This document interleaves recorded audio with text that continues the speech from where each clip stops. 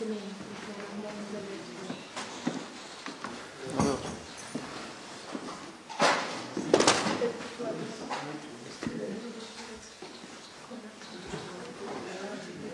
est-ce que tu veux donner le communiqué? Parce que je me dis, c'est peut-être qu'on a...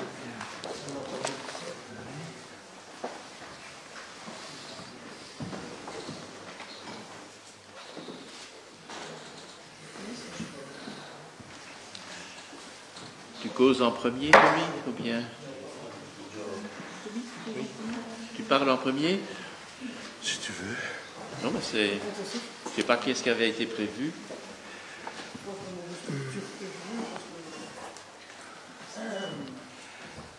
Voilà, eh bien, dans ce cas, bonjour à tous, chez Monseigneur Arpigny, et puis avec le nouvel évêque désigné. Aujourd'hui à midi, le Bollettino de l'Osservatore Romano, qui est l'organe officiel d'information du Vatican, a publié la nomination de 2 nouveaux évêques.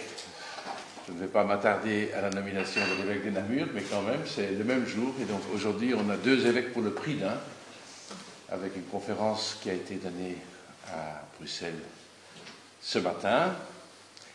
Alors, en fait, je pense qu'on va regarder, mais je ne sais pas si on peut la regarder maintenant directement, la petite vidéo, le film qui a été réalisé de la présentation de Monseigneur Rossignol. Alors, c'est assez étonnant, mais Monseigneur Rossignol ne connaît pas Tournai. Il est bien belge, 100% belge, mais il ne connaît pour ainsi dire pas Tournai, ce qui est un véritable cadeau, puisque vous avez quelqu'un qui vient faire plein de découvertes. Alors, ce matin, Monseigneur Rossignol a rendu hommage et a remercié Monseigneur Arpigny pour ce qu'il a fait jusqu'ici. Et puis, Monseigneur Rossignol sera ordonné évêque, ça s'appelle comme ça ne s'appelle pas une consécration, vraiment, c'est une ordination épiscopale. Elle aura lieu le 14 décembre. Il dira dans quelques instants lui-même pourquoi cette date est importante pour lui, un peu par hasard. Maintenant, il faut savoir quand il y a un hasard, mais ce sont des dates qui sont pleinement intéressantes en soi. Et puis, l'ordination de Monseigneur le Jeune, elle aura lieu une semaine avant, mais donc ici c'est le 14 décembre et 7 décembre à Namur. Et donc nous aurons un avant AVENT particulier, puisque pendant cet avant Noël, il y aura 2 ordinations épiscopales en Belgique. Alors Monseigneur Arpigny, par le fait même qu'aujourd'hui un nouvel évêque est nommé, il n'est plus l'évêque titulaire de Tournai, mais il est administrateur du diocèse de Tournai. Cela veut dire qu'il gère, mais il ne peut pas décider tout à coup de nouveaux grands travaux à la cathédrale, mais ça, je crois que ça a déjà été décidé à un certain temps. Mais donc, c'est comme ça que ça s'appelle. Donc, il n'y a jamais de vacances d'un siège, il n'y a jamais de vide. Et même quand l'évêque, Monseigneur Arpigny, remet sa démission, quand le nouveau est nommé, il devient administrateur dans l'attente de l'ordination épiscopale du successeur. Et donc, on estime que l'évêque devient pleinement évêque au moment de son ordination et pas au moment de sa nomination. Le geste liturgique où il recevra l'imposition des mains au minimum 3 autres évêques, mais il y en aura bien plus, n'ayez crainte. Il y aura des amis personnels de Monseigneur Rossignol et puis probablement la plupart des évêques de Belgique, sauf ceux qui ont vraiment un empêchement impossible à bouger, mais normalement tous les évêques de Belgique seront présents, comme ils seront à Namur pour l'ordination de l'évêque de Namur. Alors, en fait, je vais laisser Monseigneur Rossignol se présenter, et puis on donnera aussi la parole à Monseigneur Arpigny ou bien on va peut-être faire dans ce sens-là. Monseigneur Arpigny va peut-être d'abord l'accueillir et dire sa joie qu'il a d'avoir enfin, parce que c'est quand même ça que nous disions entre nous à la conférence épiscopale, voilà, enfin un successeur, et j'allais dire, et quel successeur? Voilà, je suis bien content d'accueillir votre Monseigneur Rossignol. Le profil, vous l'aurez tout de suite. Donc c'est quelqu'un qui est originaire de Belgique, mais qui a vécu une bonne partie de sa vie jusque maintenant, donc en dehors de la Belgique, et en particulier au Vietnam. Donc c'est quelqu'un qui est marqué comme spiritain, il est religieux, membre de la congrégation des Pères du Saint-Esprit. Donc il est quelqu'un qui est vraiment attentif à l'évangélisation, à l'annonce du Christ, partout sur la planète, et là où il a vécu, en particulier au Vietnam. Donc il sait dire la messe en vietnamien, il sait faire l'homélie en vietnamien, il dit qu'il ne comprend pas tout dans le vietnamien, mais ça, c'est un peu normal, il y a tellement de tons à apprendre, mais en tout cas, donc, c'est quelqu'un qui est très sensible à tout ce qui est asiatique du Sud-Est, et quand on est arrivé à table ce midi, c'était une table ronde, tout de suite il a dit, ben voilà, c'est comme au Vietnam, il n'y a pas une place pour présider, donc tout le monde est autour de la table. Alors, il a ça comme profil, et aussi, il a été, grâce à sa participation à la congrégation des Pères du Saint-Esprit, été désigné pour un centre où on forme à Rome des gens qui sont envoyés comme missionnaires dans le monde entier. Et de ce centre, Saint-Paul apôtre, Monseigneur Rossignol était le directeur spirituel, donc quelqu'un qui écoute tous ceux qui participent, ce sont des prêtres pour la plupart, qui écoutent, qui accompagnent leur itinéraire personnel, leur discernement, la manière dont ils prient, comment ils se situent dans la société, etc. Donc c'est quelqu'un qui est fort attentif aussi à tout ce qui est, pour le moment, en tout cas en Belgique, recherche de sens. Quelle est la direction que je dois prendre dans ma vie? Comment est-ce que je me situe par rapport au Christ, à Dieu?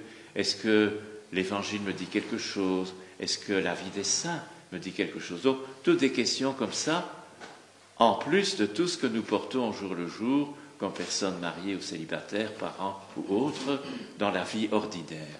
Donc, c'est quelqu'un qui va apporter, donc, pour la province de Hainaut et la Belgique, un regard neuf. Il va poser des questions sur des sujets qu'on estimait, on a toujours fait comme ça, donc il va peut-être poser des questions en disant « Ah bon, et pourquoi ?» etc. Donc, on est vraiment heureux, en tout cas moi, de l'accueillir pour tout ce qui va nous faire découvrir des choses peut-être auxquelles nous ne pensons pas. Et comme il ne connaît pas Tournai, donc pour la Wallonie picarde, je lui ai dit dans la voiture, qu'à Tournai on parle picard, donc c'est pas tout à fait la même chose qu'à Charleroi. Il savait que c'était différent de Liège. Enfin bon, donc il va se mettre, puisqu'il aime bien toutes les langues, le portugais et tout ça, donc on va apprendre beaucoup de choses grâce à lui. Je suis vraiment heureux. Voilà, alors je vous souhaite la parole, puisque, voilà, qu'est-ce qu'un évêque nouvellement nommé dit alors qu'il est dans la maison qu'il va occuper dans quelques semaines? Peut-être dire directement que dans quelques jours tu repars à Rome et puis que, pardon, je dois vous voyer en public quand même. Mais donc voilà, donc il va repartir à Rome quelques jours où il avait son travail habituel et puis s'organiser, puis il reviendra un peu, mais je le laisse dire lui-même ce qu'il a envie de dire. Voilà, je remercie le porte-parole de la conférence des évêques et puis Monseigneur Harpigny pour leurs belles paroles. Moi, je suis un petit et humble missionnaire. Donc, d'abord, je suis heureux de vous rencontrer déjà personnellement, tous ceux qui sont ici. Pour moi, c'est un moment d'émotion aussi de me sentir accueilli dans un diocèse qui, effectivement, que je ne connais pas du tout. C'était une surprise pour moi il y a 15 jours, quand le responsable du dicastère des évêques à Rome m'a demandé à me voir pour l'Église de Belgique. Donc, quand on demande à vous voir pour l'Église de Belgique, vous commencez déjà à avoir un peu de sueur. Et voilà, donc je remercie le Seigneur pour tout ce que j'ai vécu de beau jusqu'à aujourd'hui. je peux le dire déjà, ma devise épiscopale sera « Il a fait des merveilles ». Et j'ai pris ça parce que j'ai une dévotion aussi à Marie, évidemment, dans le Magnificat, mais c'est une phrase qui vient du psaume 97. Mais je pense que dans ce diocèse-ci, il y a plein de belles choses, il y a plein de belles personnes surtout. Et je compte sur vous pour me guider avec gentillesse, avec patience, et puis qu'on puisse s'écouter mutuellement pour voir un peu qu'est-ce qui vous fait vivre comme diocèse, en quoi à la fois c'est quelque chose qui vous porte, toutes sortes de questions aussi, comment est-ce qu'en Église on se situe par rapport à un monde qui est très sécularisé. Donc voilà, je pense que l'évêque, c'est effectivement, comme l'a dit Monseigneur Harpigny, c'est quelqu'un qui se met à l'écoute, et après on travaille ensemble, on célèbre ensemble aussi. Mais moi, je suis un petit pasteur qui finalement n'a certainement pas l'expérience de ce qu'est être un évêque et d'être attentif à toutes sortes de réalités dans un diocèse. Et donc, je suis sûr que chacun, à son niveau, pourra me partager un peu son expérience, et puis qu'ensemble, on cherchera à continuer à construire cette Église. Et puis, comme missionnaire, je suis aussi content de revenir en Belgique. Donc, j'ai beaucoup apprécié ma mission à l'étranger. Ça fait pratiquement la moitié de ma vie. Donc, j'aurai bientôt 52 ans, presque 26 ans que j'ai vécu à l'étranger. Mais on m'a toujours dit, oui, mais les missionnaires, ils doivent aussi revenir au pays, on a besoin de bras. Et je pense que dans la vie missionnaire d'aujourd'hui, on est bien conscient de ça, qu'on essaie de créer des ponts en allant vers l'extérieur, et puis de revenir. Et comme vous l'avez dit, on peut aussi s'enrichir mutuellement, parce que chacun a une expérience différente. Voilà, et puis je voudrais aussi saluer ma congrégation, donc les Spiritains, la congrégation du Saint-Esprit, auquel je dis en partie beaucoup au revoir en acceptant de devenir évêque. Mais mes frères m'ont accompagné pendant toutes ces années. On a vécu en communauté internationale. Et je suis très reconnaissant à la fois de la formation que j'ai reçue et puis de toute l'expérience de vivre en communauté internationale, la beauté de l'Église que j'ai connue au Portugal, au Vietnam et ailleurs. Donc voilà, beaucoup dans l'expectative, un petit peu de stress aussi parce que il y a beaucoup de choses à gérer, mais je pense que dans une église, comme on le dit, synodale, l'église elle-même insiste beaucoup sur le fait que on veut un peu quitter cette vision un peu cléricale, hiérarchique, et puis apprendre à travailler ensemble. Et je pense que c'est vrai que quand on se met ensemble, qu'on essaye de créer un climat de confiance et puis qu'on utilise aussi notre esprit pour discerner là où le Seigneur nous attend, on fait des belles choses. Donc voilà, merci pour votre accueil et puis à la joie de vous revoir tous à pas mal de moments de ces années à venir, et puis de connaître toute cette belle province du Hainaut que je ne connais pas. Donc je salue tous les chrétiens et tous les non-chrétiens aussi de la province du Hainaut, et j'espère que aussi au niveau, excusez-moi si je parle déjà un peu beaucoup, mais aussi au niveau du dialogue avec les gens qui sont un peu loin de l'Église. Moi, je pense qu'on peut s'écouter mutuellement, que chacun a une sagesse dans sa vie et que, voilà, si on est bienveillant les uns envers les autres, ben on construit aussi un monde plus fraternel. Merci. Voilà, c'est certainement une réalité qu'il a connue, hein, parce qu'au Vietnam, c'est quand même au départ un pays communiste qui n'est pas d'abord un pays chrétien, évidemment. Et donc, il a appris à vivre dans un contexte qui n'était pas d'abord un contexte chrétien. Alors, vous comprenez aussi que Monseigneur Rossignol ne s'est pas arrivé avec un grand plan, en disant, ben voilà ce qu'on va faire dans le diocèse dans quelques semaines, et voilà comment on va tout réorganiser. Ce n'est pas du tout sa manière de voir les choses. Sa manière de voir les choses, c'est de rencontrer d'abord un certain nombre de personnes, et puis d'aller faire un temps de retraite aussi à l'abbaye de Chimay, et puis ça lui permet aussi de rencontrer, d'appeler qui veut pour faire connaissance et pour écouter. Hein. Ce matin, nous lui avons remis le rapport annuel de l'Église de Belgique de l'année dernière et de l'année avant.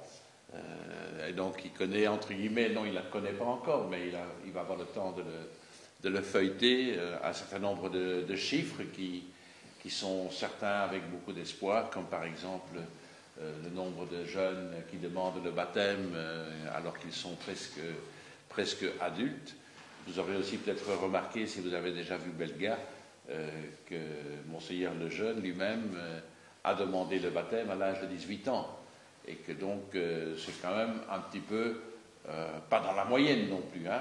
Il y a 50 ans, on était quand même plutôt à baptiser les gens à la naissance. Et voilà, il est dans un autre circuit. Monseigneur Lejeune a aussi dit qu'il avait été élevé en grande partie chez les sœurs Oblates de Froyenne, auxquelles il a rendu hommage. Alors c'est assez amusant parce que Monseigneur Lejeune, lui, il est plutôt originaire de Tournai, et donc on ne va pas nécessairement là dans la région où on est né quand on devient évêque. Hein. Lui, il est né plutôt à Bruxelles, il est né à Bruxelles, et il devient évêque à Tournai. Ça fait partie de la liberté, voilà. Mais donc, si vous avez quelques questions, mais en sachant bien que, voilà, il n'y a pas un grand programme. Je pense que, par exemple, l'expérience du synode qui a été vécue il y a quelques années dans le diocèse de Tournai, Monseigneur Rossignol sera enchanté de découvrir. Donc, il ne peut pas avoir connu à l'époque. Il parle un peu flamand. Il parle, tout à l'heure, j'ai entendu quelques bonnes expressions. Voilà, il parle aussi le portugais. Et encore quoi? Non. Il y en a encore quelques-uns. Mais... Il y en a encore quelques-uns. Non, je parle l'anglais, et puis là j'étais à Rome, donc l'italien. Mais bon, ce sont des langues qui sont très voisines, donc ça c'est pas trop compliqué. Voilà. Et puis c'est autre chose, évidemment. Voilà.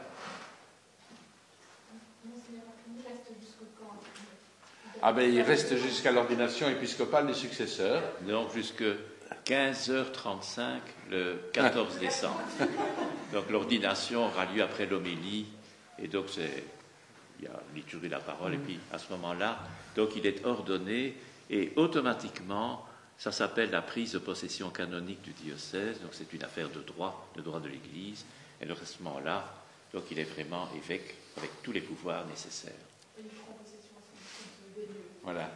Et donc, vous verrez que dans la cérémonie d'ordination, c'est un moment assez émouvant, parce que l'évêque qui est là depuis des années se retire et il dit à son successeur, veuille prendre place. Et ils se font en général à ce moment-là, c'est un conseil que je donne à Monseigneur, une belle accolade. Ah bon. Je croyais qu'il fallait déjà offrir un cadeau. Là, ça on fera un autre moment.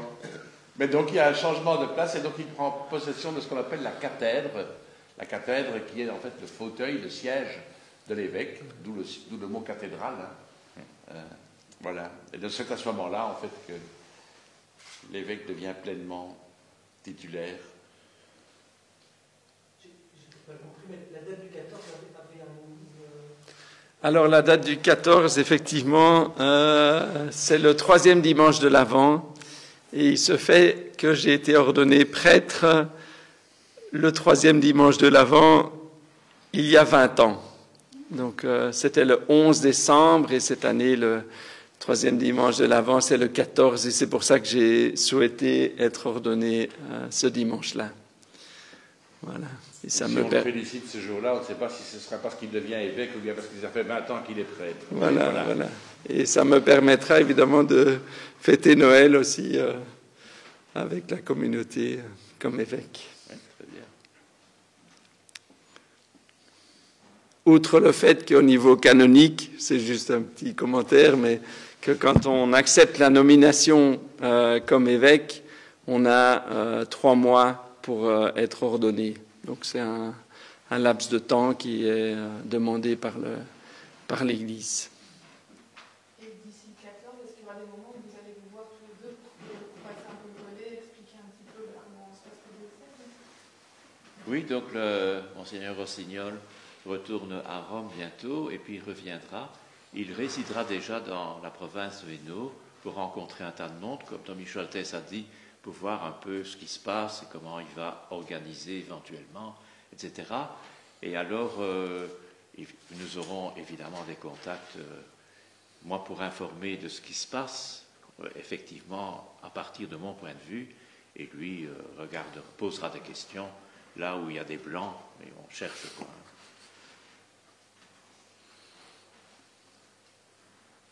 Il a de la chance. Hein. Moi, quand je suis arrivé, mon prédécesseur était décédé. Hein.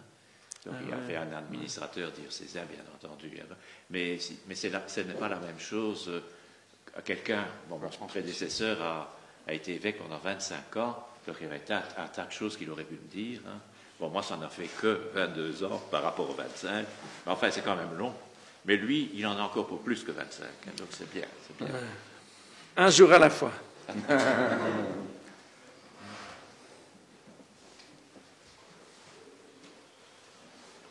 Autre question? Ah ben. Donc dites bien, le 14 décembre à 15h, habituellement, on fait en sorte que tout le monde puisse venir. Donc je me souviens, donc, pour moi, la cathédrale était provisoirement ouverte à l'époque, donc maintenant elle est restaurée en partie, donc ce sera à l'intérieur. Il y avait un écran sur la place de l'évêché au mois de décembre, il fait quand même froid pour rester 2 heures dehors, donc on verra bien comment on fait, si on met l'écran là-bas ou ailleurs. Mais donc, vraiment, tout le monde est le bienvenu, et il ne faut pas avoir sa carte de baptisé pour entrer. Hein. Donc, tout le monde est vraiment le bienvenu, et sont invités, évidemment, les responsables des institutions ecclésiales, ça va de soi, mais aussi toutes les institutions avec lesquelles en Belgique, un évêque est en lien, l'université de Louvain, les autres universités, le monde politique, les parlements, enfin tout.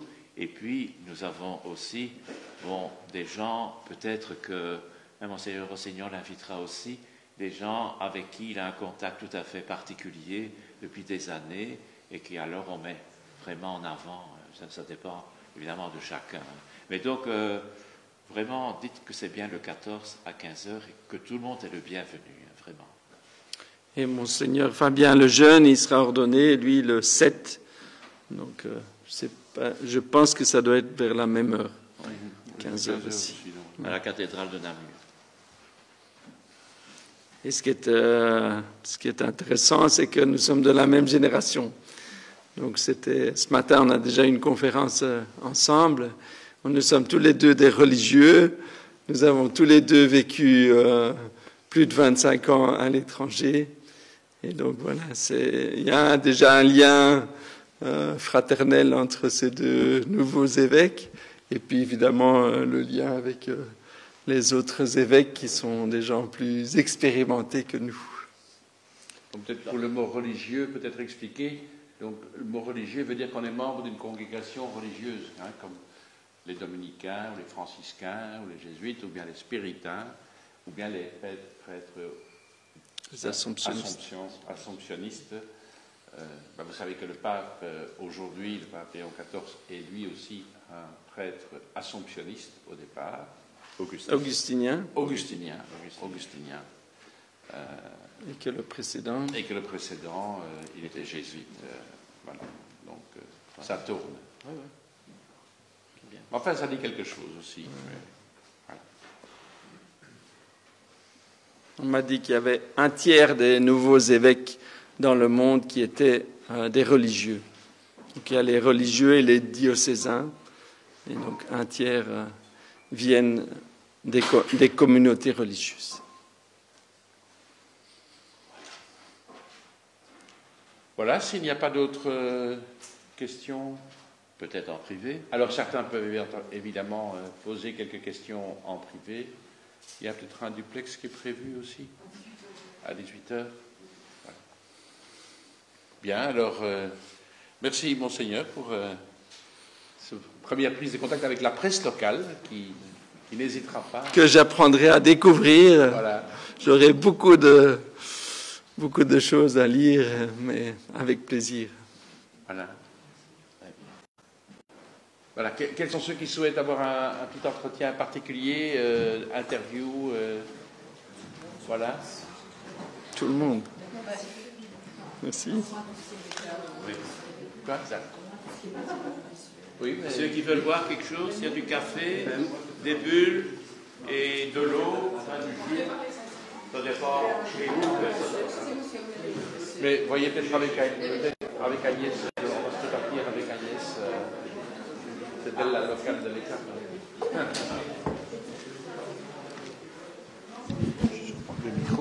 Je reconnais le N de nos télés.